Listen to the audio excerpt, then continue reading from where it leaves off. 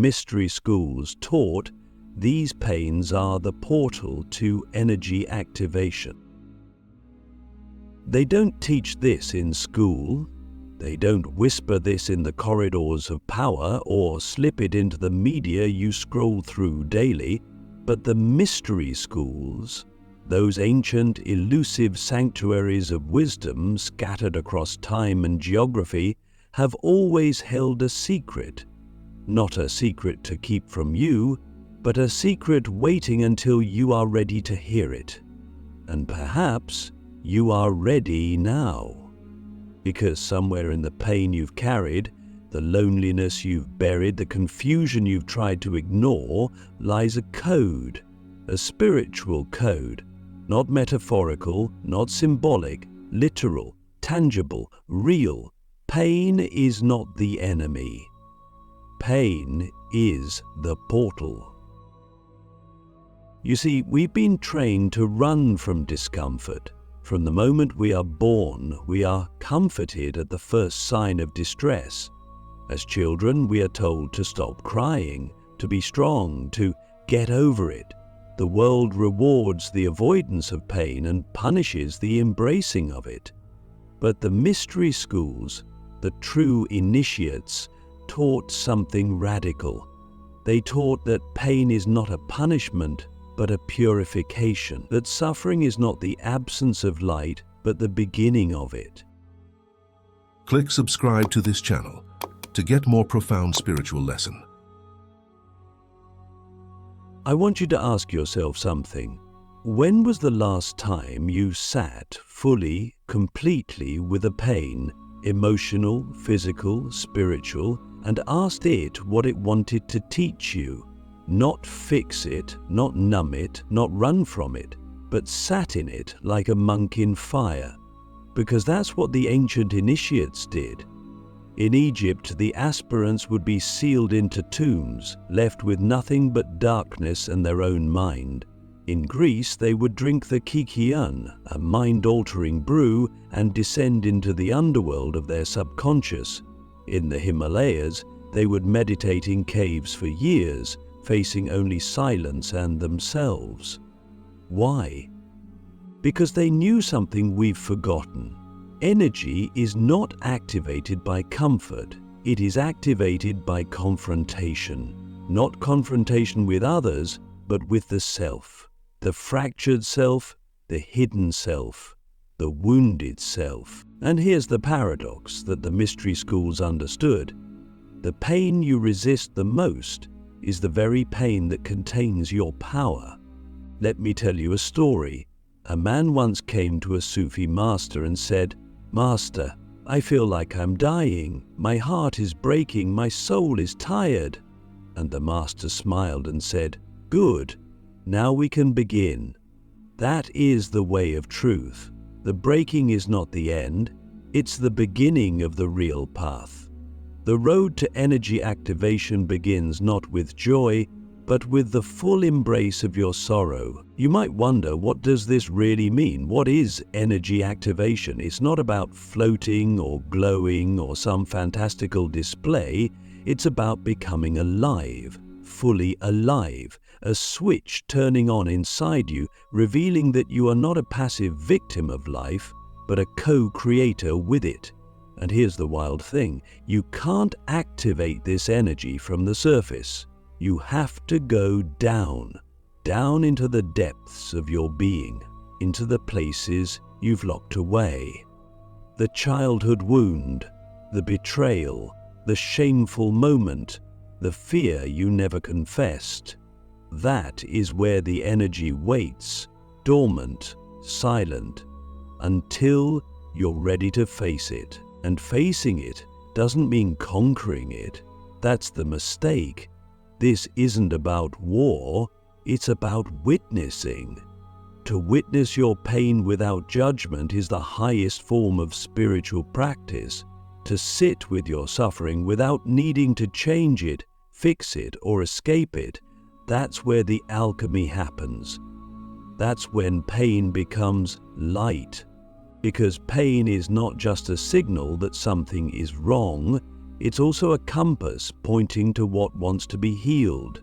And when you begin to see your pain as a teacher, everything changes. Suddenly, your heartbreak becomes a doorway to deeper love. Your anxiety becomes a message from your soul. Your confusion becomes a map toward clarity. But only if you listen. Really listen. I've sat in silence for days, weeks, in places where the only sound was my own breath and the ancient pulse of the earth. And in that silence, the pain I had buried began to surface. At first, I wanted to run. My thoughts screamed, my body ached, my heart trembled. But I stayed, and in that staying, something miraculous occurred. The pain began to speak, not in words, but in energy, in memories, in visions, and slowly I began to see that what I had called pain was actually potential, untapped, wild, divine. The mystery schools used rituals to bring this to the surface. Today, our rituals are distractions, scrolling, binge-watching, overworking. But what if you created a new ritual? One where you face, each day, one piece of your inner suffering and ask it, what are you here to awaken in me? Because the truth is, every time you avoid your pain, you delay your power. Every time you numb, you disempower. You don't have to heal it all at once, but you do have to begin. And when you begin, you will feel like you're falling apart. That's normal. That's sacred. The caterpillar dissolves completely inside the cocoon before it becomes the butterfly. It doesn't just grow wings, it dies to who it was. Can you allow yourself to die to who you think you are? Can you surrender to the process of unbecoming? Because that's what the mystery schools were doing. They weren't teaching information, they were guiding transformation.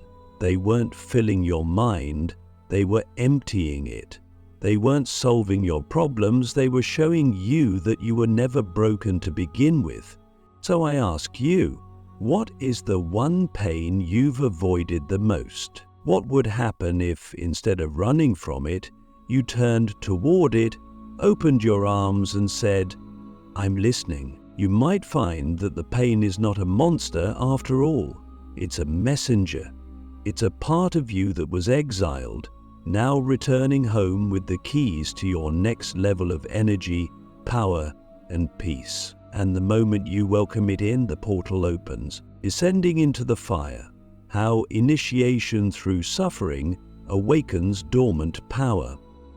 There comes a moment in every seeker's life, a moment so raw, so terrifying, and yet so sacred that it shatters the illusion of who we thought we were.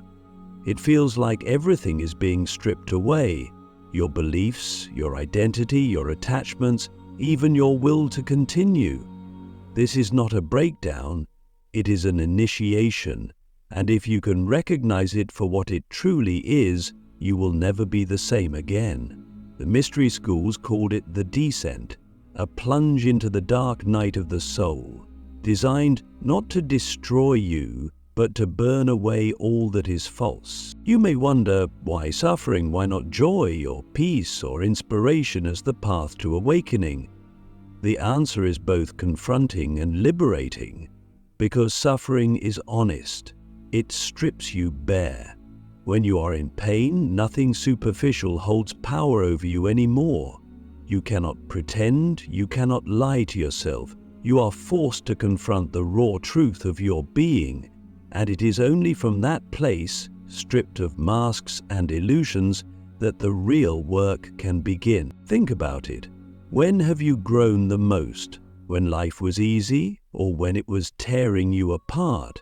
When did you discover resilience, empathy, clarity? Was it during comfort, or after heartbreak, loss, confusion?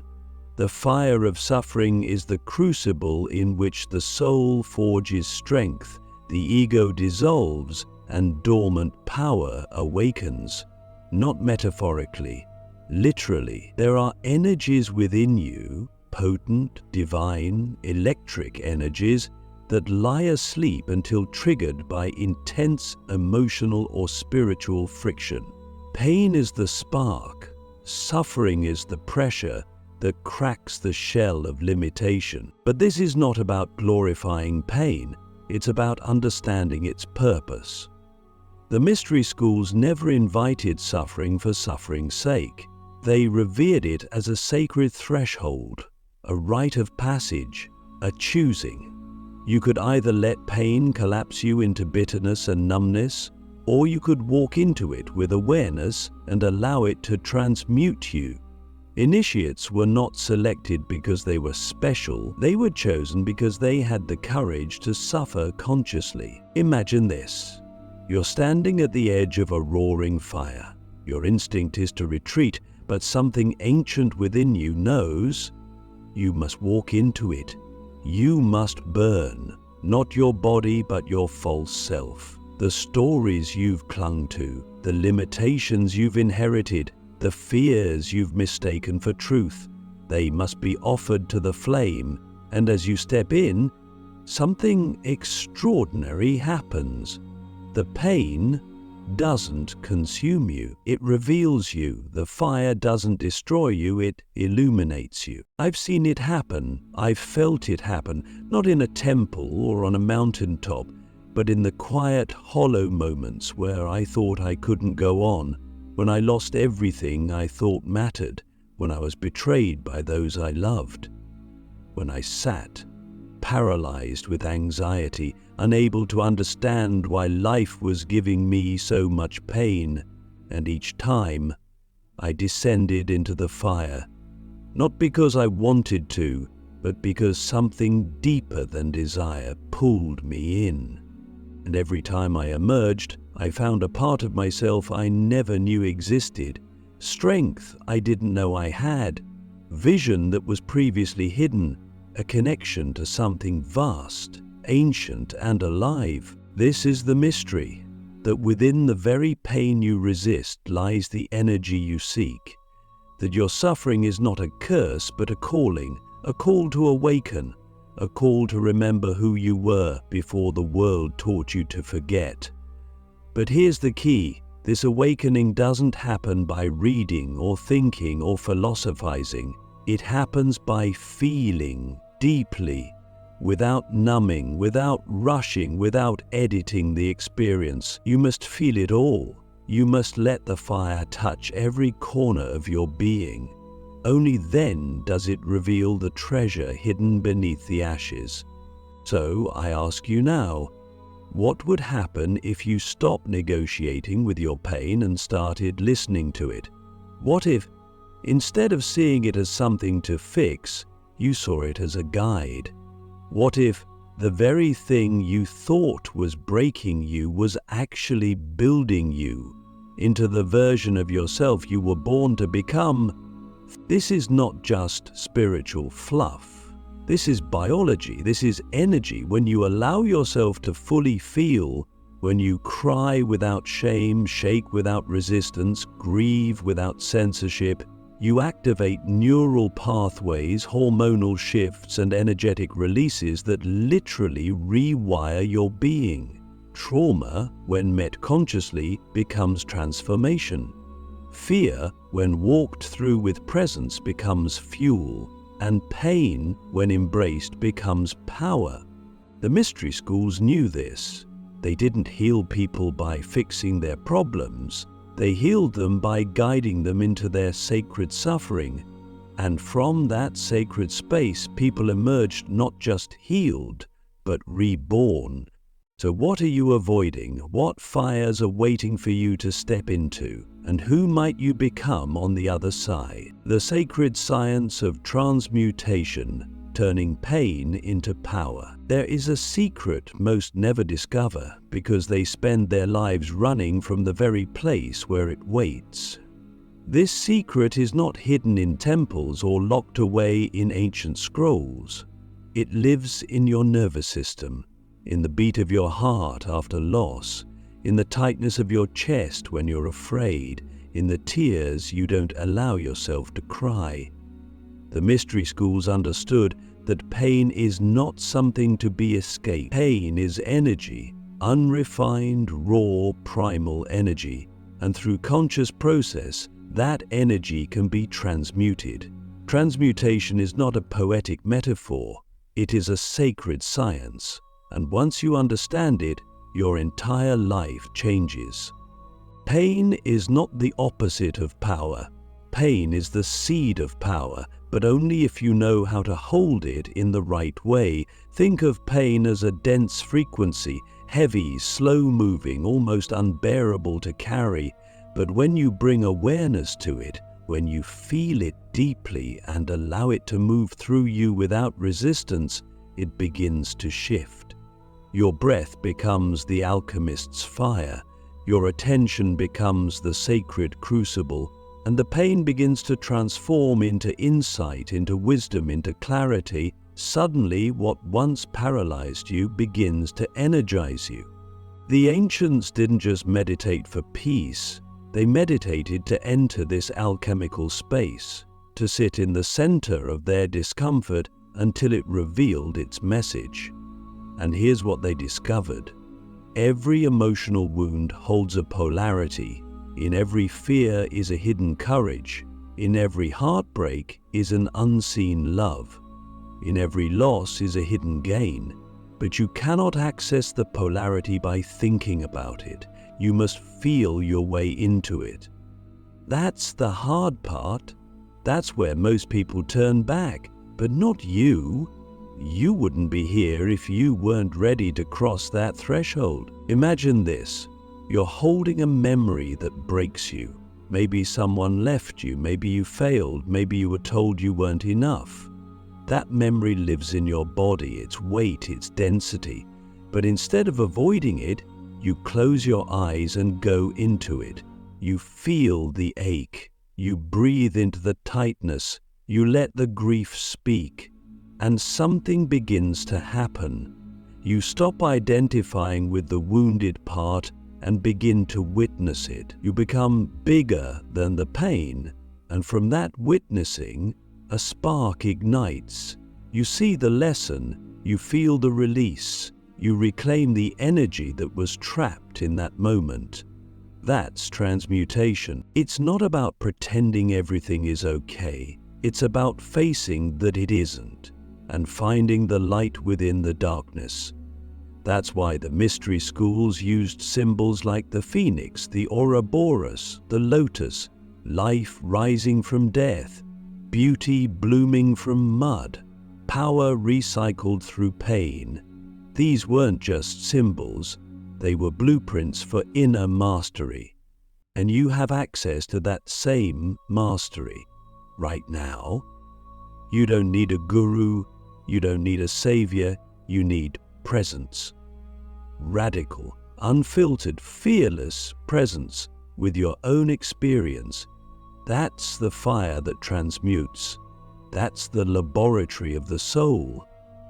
Let me ask you something real. What's the heaviest emotion you carry? What's the thing you pray no one ever finds out about you? What's the story that still haunts you in silence? That is where your gold is buried, not in avoiding it, not in fixing it, in fully feeling it. Because when you bring the light of your awareness to that shadow, it dissolves, and what's left behind is energy, pure, vital, creative energy that no longer needs to be suppressed.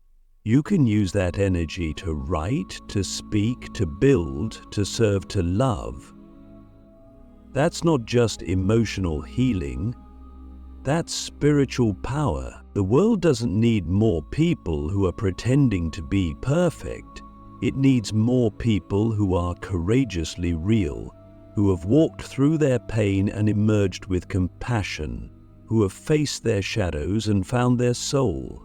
That's what you're becoming, not by chasing light, but by integrating darkness. And it doesn't happen all at once.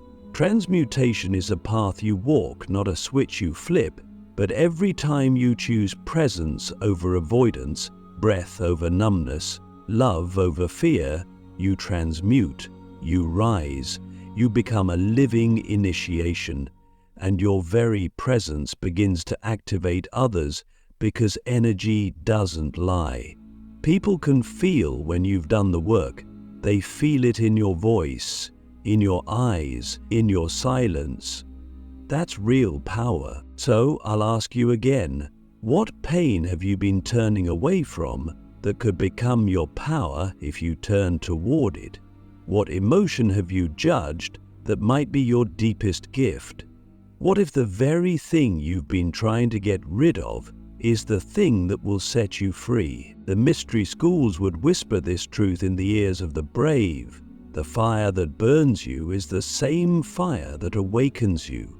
Walk into it and become who you were always meant to be. Rebirth through the ashes, the final initiation into your higher self. There comes a moment after the fire, after the tremble of the soul and the shaking of the ego, when something quiet begins to rise. Not dramatic, not loud, but eternal. It's as if the silence inside you becomes more real than the chaos around you. You've passed through the storm, through the unraveling, through the sacred furnace of suffering, and now, from the ashes of who you thought you were, your true self begins to emerge. This is not a return to the old, it is a becoming, a rebirth. The final initiation that the mystery schools guarded so fiercely was never about gaining more knowledge. It was about remembering what you already are. You see, pain stripped away your illusions. It forced you to face what you had hidden, and in that vulnerability something ancient opened inside you, the part of you that is eternal, unbreakable, whole. This is the self the mystics spoke of, the divine essence not touched by trauma, not shattered by circumstance. It was always there, beneath the noise, behind the masks, within the silence. And now, because of what you've endured, you can feel it, maybe for the first time. This is the sacred irony. What you thought was your breaking point was actually your breakthrough. What you thought was the end was the beginning, and what you thought was weakness was the very womb of your strength. The mystery schools taught that rebirth is not about becoming something new, it's about shedding everything you are not. And after the shedding, what remains is pure, radiant, unfiltered truth. You, not the conditioned self, not the performing self, not the afraid self, but the infinite self, pulsing with raw, awakened energy. From this space, life no longer feels like something happening to you, it feels like something happening through you. You begin to recognize that your thoughts aren't you, they're just weather passing across the sky of your awareness. Your emotions aren't enemies, they're messengers guiding you toward alignment. Your pain was never punishment. It was the sacred teacher that cracked your heart open wide enough for the light to enter. And now you begin to speak differently. You listen more deeply. You move slower but with more impact. You don't need to prove anything or chase anything. You're not operating from lack but from overflow. That's what happens when you come home to your higher self. You become magnetic, not because of your words, but because of your presence. You become a mirror for others, not to see your perfection, but to remember their own wholeness. But this rebirth is not a final destination, it's a daily devotion. Just as the sun rises and sets, you will rise and fall. You'll have days when the old pain whispers again, when the old fears knock on your door.